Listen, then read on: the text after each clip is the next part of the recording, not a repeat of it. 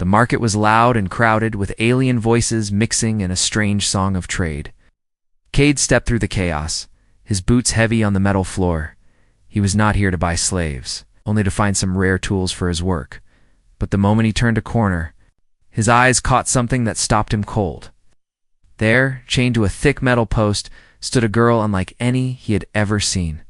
She was huge, tall like a tree, her skin a soft blue with faint silver lines glowing under the bright lights. Her hair fell like a curtain of dark silk over her broad shoulders, but it was dirty and tangled. Her eyes, a deep violet, looked tired and scared, but also full of a quiet strength. She was covered in bruises, some fresh, some old, and her clothes hung on her like rags. The guards nearby ignored her, talking and laughing, treating her like she was nothing. When the auctioneer called her out, no one moved to bid. Whispers passed through the crowd. Too big, no use, she's broken. Cade watched as the girl pressed her palm against the cold metal.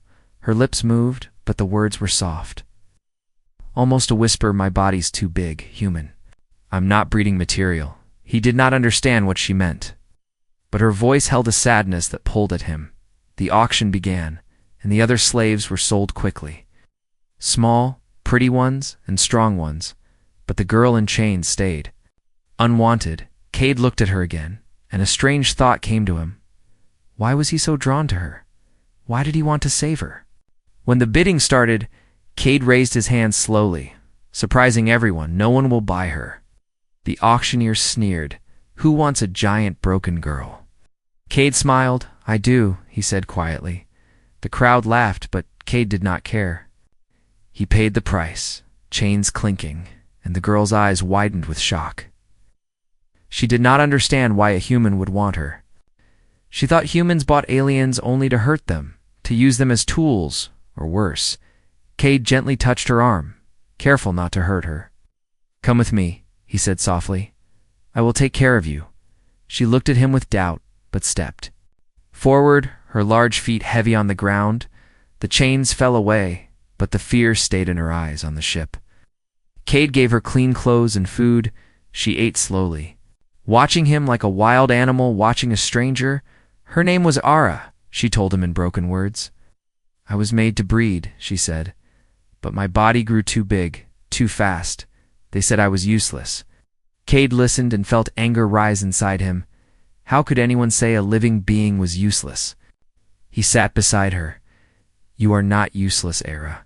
You are strong and beautiful. She shook her head. No, human, I am a mistake. Days passed, and Ara stayed quiet. Watching the stars through the ship's window, Cade worked, fixing machines, and talking to her when she was ready. One night, she reached out and touched his hand, her fingers trembling, but a small smile appeared.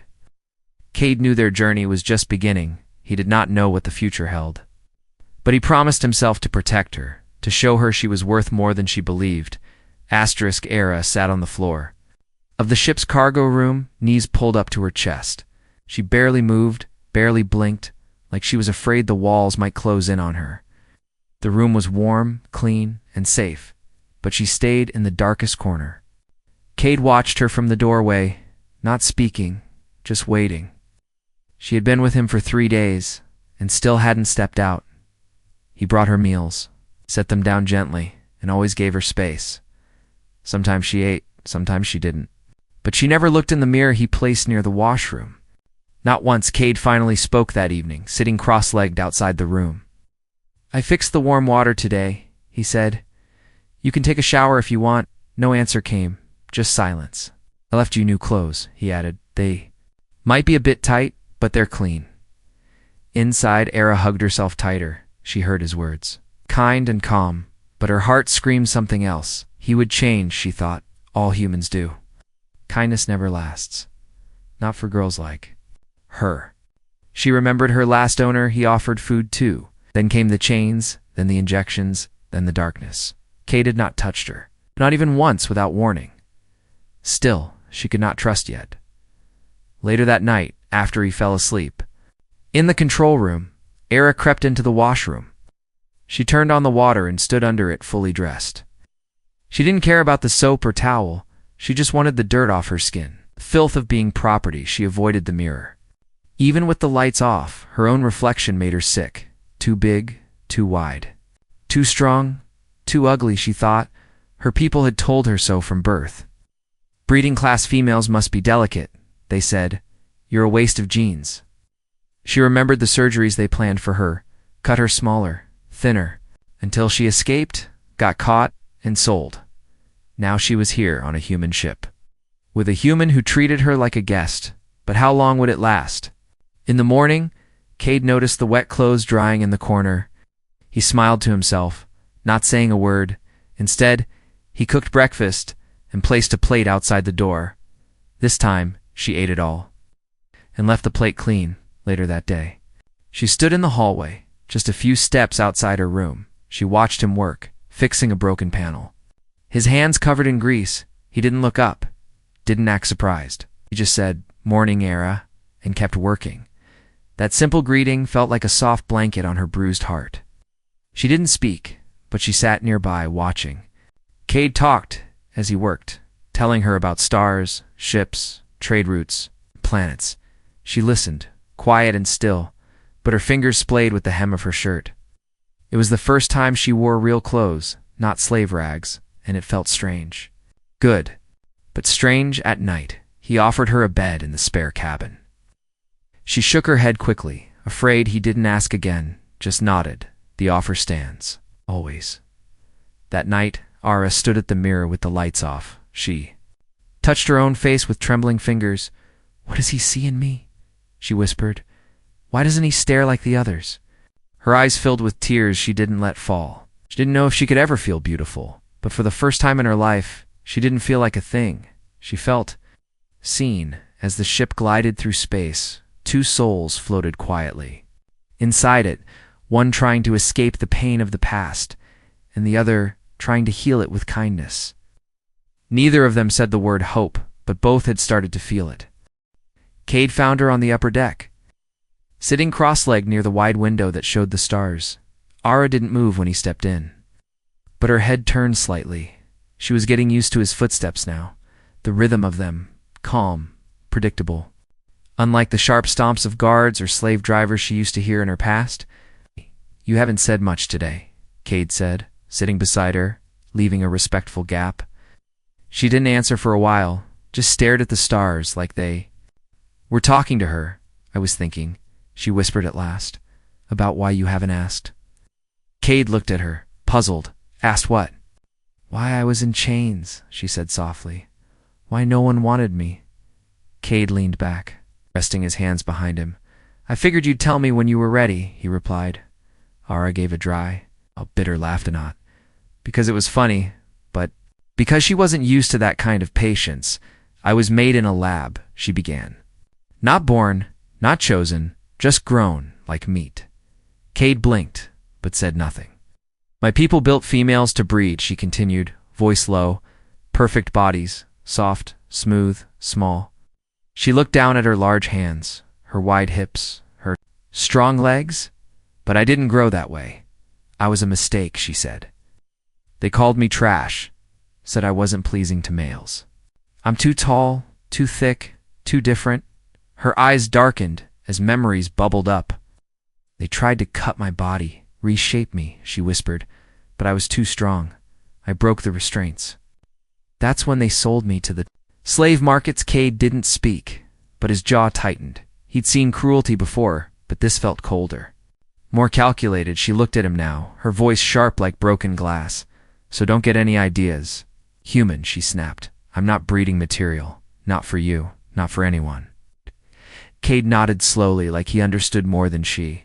"Thought, I don't want you because of what you were made for." He said, "I want you to live, not to breed, not to serve, just live." Era stared at him like he had just spoken a language no one else had ever used. "You don't want anything from me?"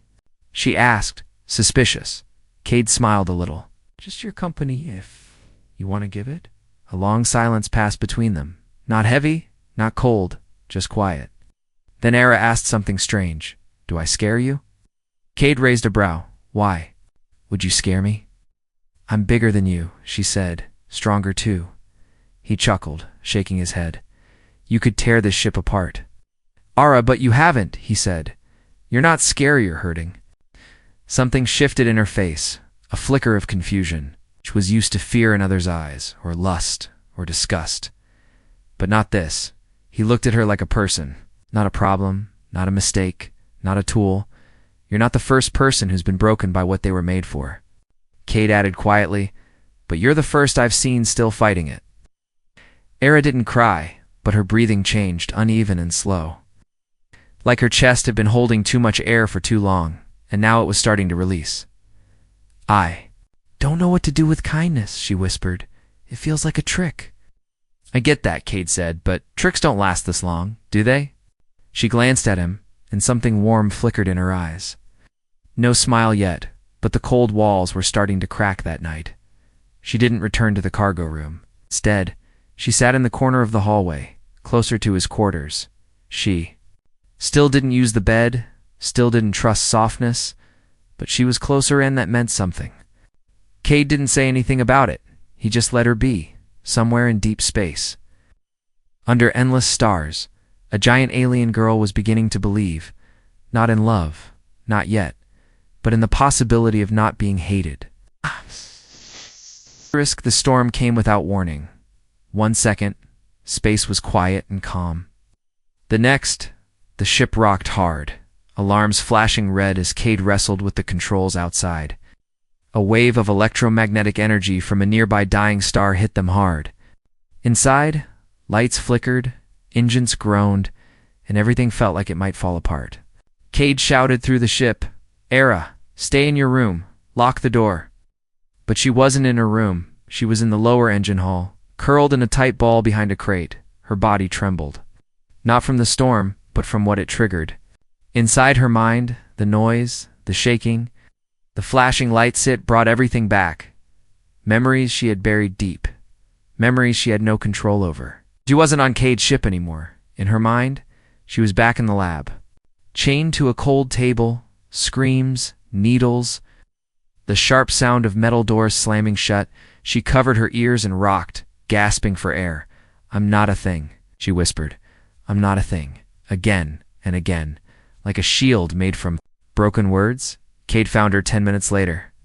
The emergency lights glowed red across her skin, making her look like a shadow of herself. He didn't speak at first, didn't rush in. He just knelt down slowly, hands open, voice soft like a whisper. It's me, Era.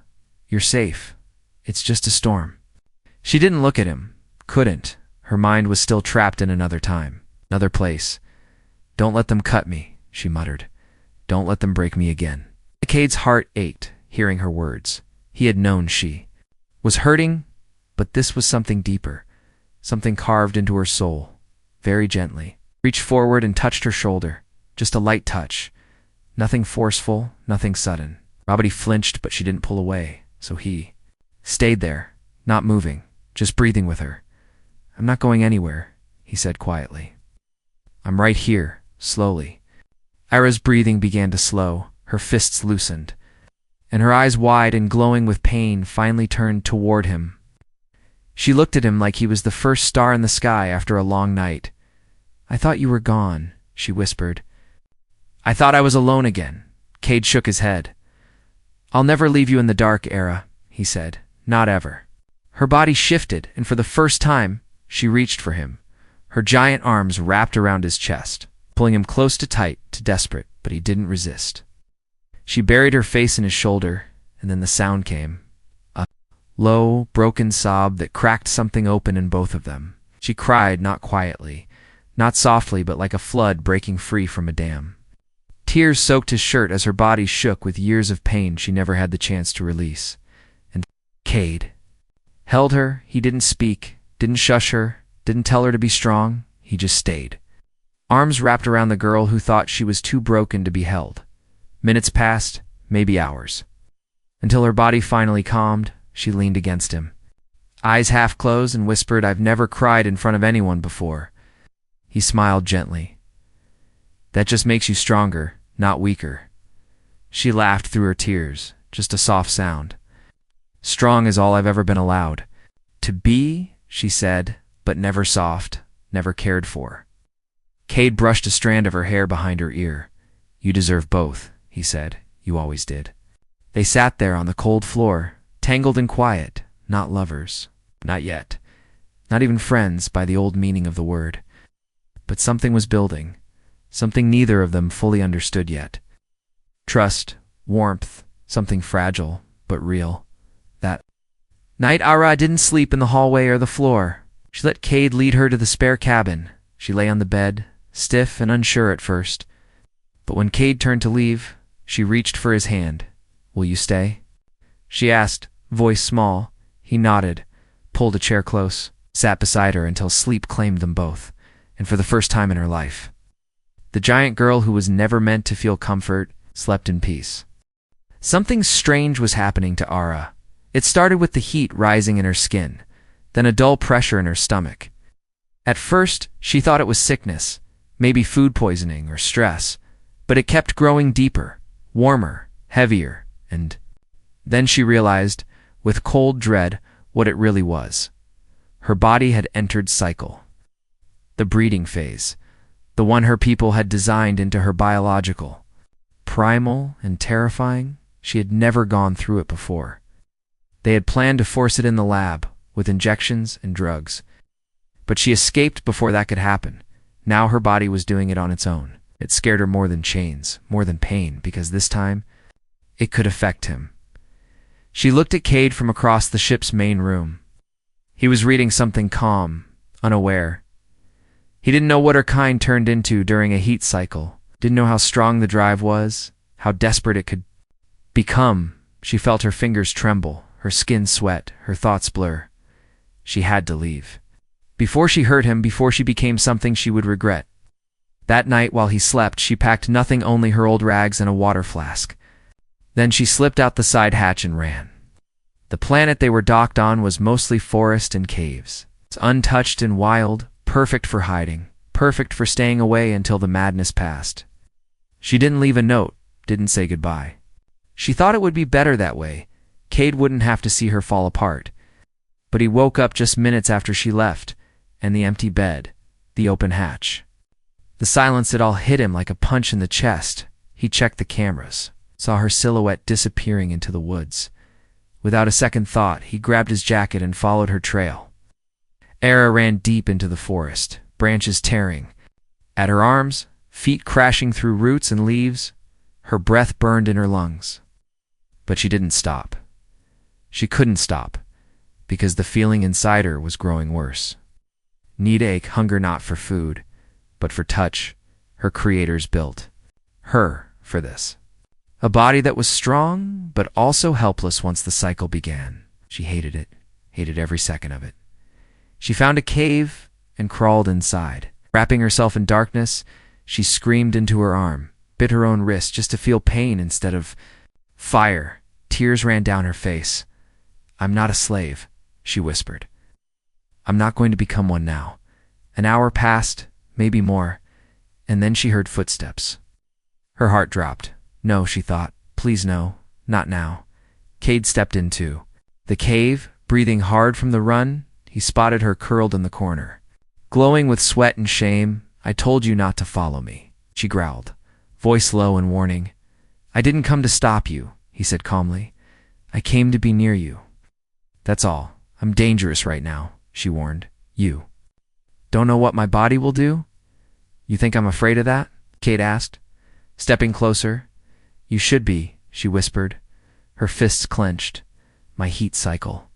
It's not gentle." He sat down at the cave's entrance, not touching her, not even looking directly at her. "I'm not here to take anything from you," he said. "Not even your pain. I just didn't want you to be alone, Eris." Breathing slowed, but her body still trembled. No one had ever stayed near her like this before. Not when she was falling apart. "You're not afraid?" she asked again. He shook his head. "You're stronger than this thing inside you," he said. "I believe in that." Her eyes filled with tears, but she didn't cry. She turned her face away, hiding from him and from herself, but his presence come. Steady real was like a wall against the storm inside her, and somehow it helped. The heat didn't vanish, but for the first time, it didn't control her. Because someone had finally shown her what real strength looked like. Not power, not size, but choice, that night. Ara fell asleep just a few feet away from Cade, not because she was weak, but because he had made her feel safe in her strongest, wildest moment, and in the morning, when the sun rose, she whispered the words that scared her most. "I'm still me." And he smiled. "Yes, you are." Era stood in front of the mirror with the lights on. For the first time, she looked at herself fully, not to judge, not to hate, but to understand. The heat cycle had passed, and she hadn't lost control. She hadn't hurt him, hadn't turned into a beast like she feared. She had faced it, and she had survived. Cade's presence had done something strange to her. It didn't just calm her. It made her feel worth more than her body, and now as she traced her fingers over her wide hips, her broad shoulders, her thick thighs, she whispered to herself, "This is mine, later."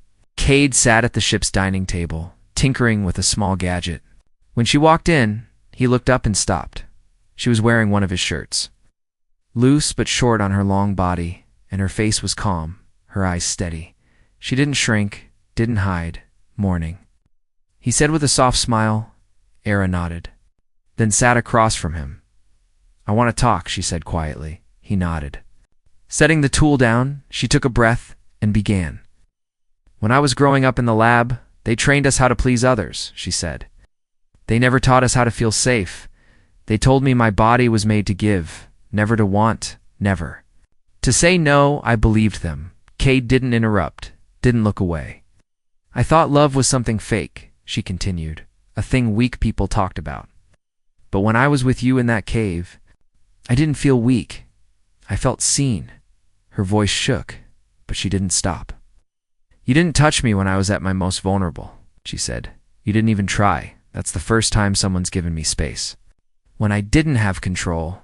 Cade's voice was steady when he replied. "I wasn't there to use you, Era," he said. "I was there to stand beside you. You were the strong one." She looked down at her hands, then up again. "I'm scared," she whispered, "because now I want something more. I want to feel what it's like to be touched by someone who cares." The air between them grew still. Cade stood slowly, walked over and knelt beside her. "I will never touch you unless you ask me to," he said, "but if you ask, I'll hold you like you deserve to be held." Era reached out, fingers brushing his cheek. Then, with a trembling voice, she whispered, "Touch me like I'm not a thing." And so he did. He took her hand in both of his, kissed her wrist gently, then stood and helped her up, leading her to the quiet cabin. Not like a man claiming something, but like someone stepping into something sacred. Their clothes didn't matter, their bodies didn't matter. What mattered was the silence, the closeness, the warmth of two broken souls, choosing not to hurt each other. When Cade touched her, it wasn't hunger, it was reverence. He traced the curve of her shoulder like it was precious, kissed her scars like they were part of a story worth remembering. Ara didn't cry, not this time. Instead, she smiled, a real one, not the fake kind she learned to use around owners, but the kind that meant she finally believed someone saw her, not just her skin, that night. As their bodies moved together, there was no pain, no fear, just two hearts learning a new language. One made of slow breaths, gentle hands, and unspoken promises. Afterward, she curled beside him, her body too big for the bed. But he held her like she fit perfectly, and in the darkness she whispered, "You touched my soul, Cade, not just my skin." He pulled her close, kissing the side of her neck. "I only wanted you to feel whole again," he said. "I didn't know I'd fall in love with you." She didn't answer, not with words. But her arms wrapped around him tighter, and she let sleep take her with a peace she never imagined was possible. Era woke up before the ship's lights turned on.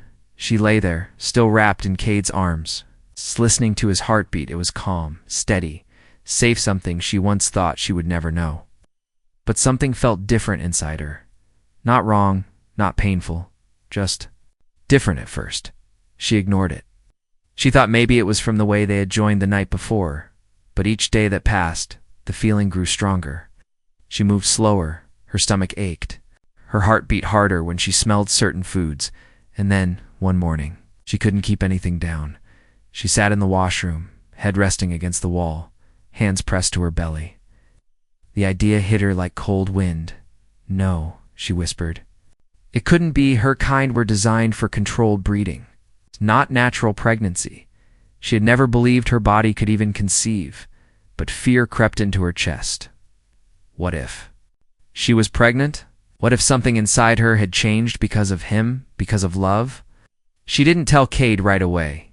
Instead, she ran a scan in the medical room late at night while he slept. The machine blinked, buzzed, and then displayed a single line of data: life detected, stage 1 development confirmed. The legs shook, her hands went numb. There it was. In numbers and blinking lights, a new life growing inside her. Part of her, part of him. She didn't sleep that night. She sat alone in the cargo room, arms wrapped around her knees. Was he ready for this? Was she ready? In the morning, Cade found her standing near the ship's window. Her skin was pale, her eyes wide and distant. He stepped close and placed a gentle hand on her back. "What's wrong?"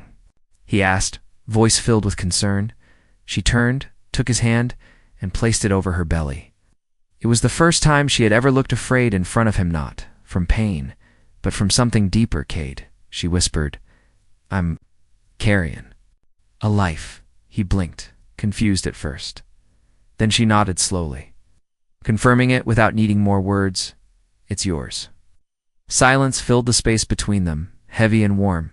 Cade stepped back, not in fear, but in awe, his hand still hovered near her belly like it held something too sacred to touch. "You're sure?"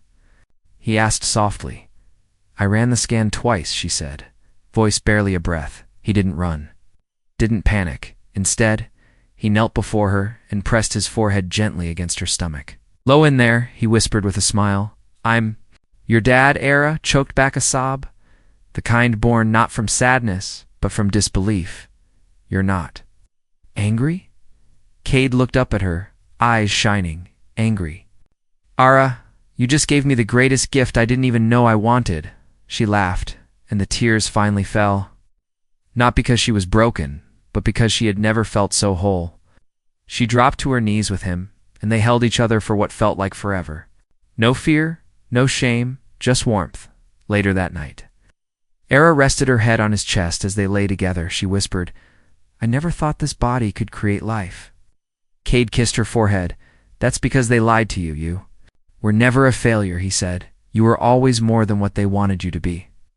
"I thought I was too big, too wrong, not good enough to be loved," she admitted. He wrapped his arms around her, tighter than ever. "Then they were blind," he said, "'cause you're perfect to me." The stars outside drifted by slowly, and in that quiet cabin, something beautiful bloomed.